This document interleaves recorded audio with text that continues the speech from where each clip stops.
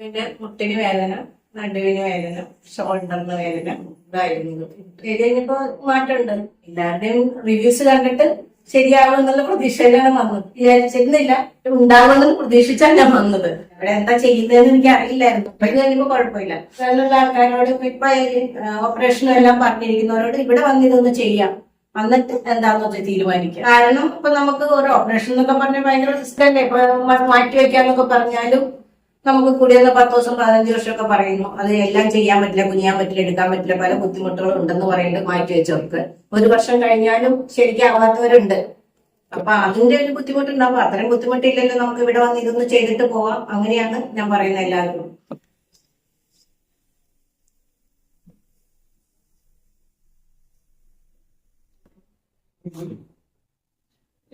അത് വരുമ്പോ നല്ല ബുദ്ധിമുട്ടില്ലായിരുന്നു. 3 പേര് ദിവസം വരുമ്പോ നല്ല ഫ്രീ ആയിട്ടാണ് പോയത്. അത്യാവശ്യമുണ്ട്.